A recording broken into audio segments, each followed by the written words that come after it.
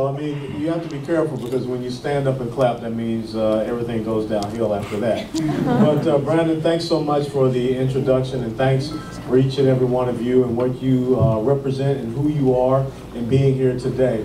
I have two teenage daughters, 18 and 14 years of age. And one of the reasons why, even after serving 22 years in uniform in service to the United States Army, I decided to throw my hat in this ring is I have to do something for their future. I have to make sure that their future is secured so that they can continue on. They can have an even better America than what my parents left for me and enable me to stand here. Because when you look at myself, being born in the inner city of Atlanta, Georgia in 1961, the exact same neighborhood that Dr. Martin Luther King lived in. My elementary school was across the street from Ebenezer Baptist Church. No one would have thought that a young black kid in 1961 would grow up and command an Army combat battalion. No one would ever thought that that same young man would have the opportunity to be a congressional representative. And why is that so important to talk about today? Because what we must understand, what we must never lose, is that idea of American exceptionalism, an idea that America is a great land of opportunity where any young person born in this country can achieve whatever dreams they have within their heart. The only thing that holds you back is your own drive, your own determination. So that's what I want to make sure that you all stand for. Now let me tell you, we got a tough fight up here. And if we do not stand by the conservative principles and values that make this country great, if we do not stand by and understand that it is effective and efficient constitutional government, which is fiscally responsible, if we don't stand for our national security, if we don't believe that individual responsibility and accountability is a cornerstone to who we are, because the other side wants to create more victims.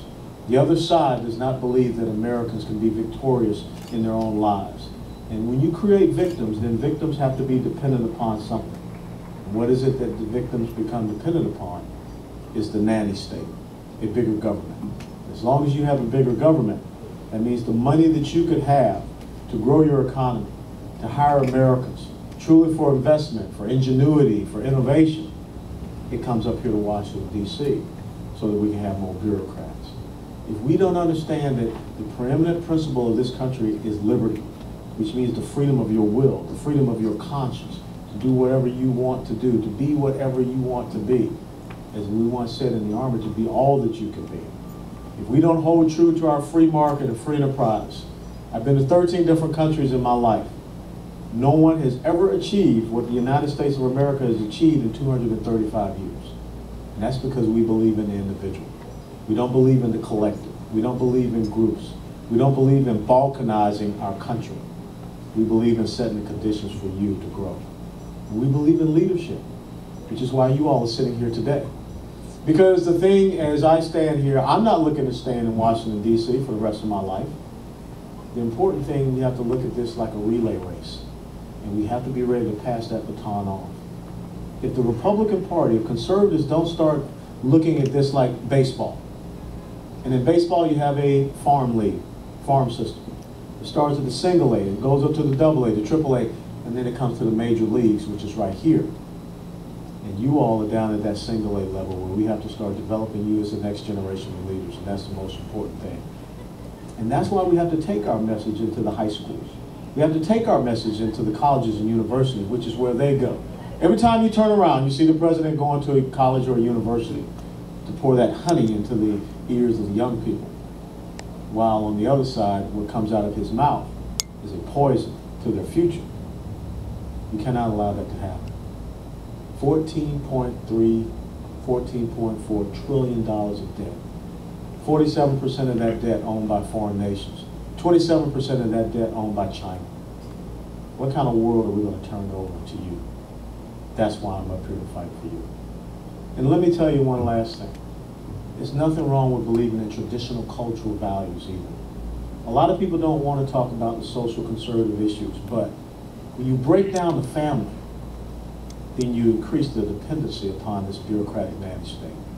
When I go back into my old inner city neighborhood in Atlanta, Georgia, an inner city neighborhood that was strong in black families, now I see it decimated. And I see young teenage girls with, unwanted pregnancies. That's how you break down this country. And that's why the unemployment rate that is nationally at 9.2% is 16.2% in the inner cities and black communities. We got to turn it around. And the only people that can turn it around are people like you who are sitting here today with that right conservative message, and we can get it out there. Now, let me close by talking to you about life. In life, you're going to make decisions.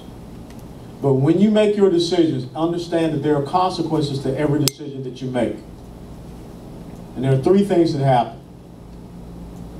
You either gain options for your life, you maintain the options that you have, or you lose options.